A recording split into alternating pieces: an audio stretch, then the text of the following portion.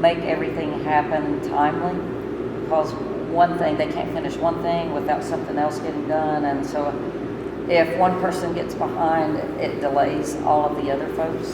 And so, I wanted to be in and ready by January, but, certain things didn't happen on time, and therefore it delayed the other things. And so right now we're down to the crunch line. We're down to finishing the sheetrock, doing the painting, finishing the bars, and,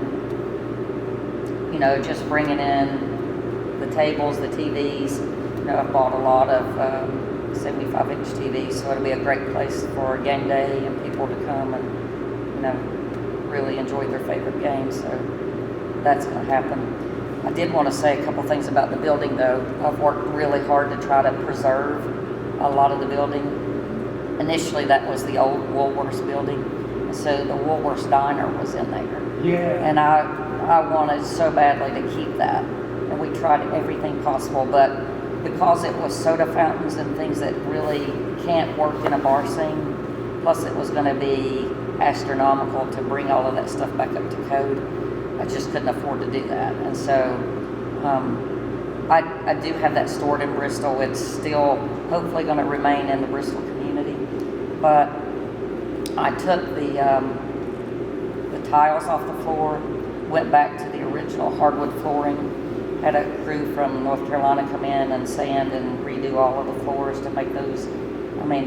I didn't think they could look as good as they're going to look. I'm really surprised with that. And then the walls had mortar on them like this. Some places ½ inch, some places like almost 3/4 of an inch. And we took hammer drills and grinders and sanders and took the mortar off of the walls and went back to the original brick.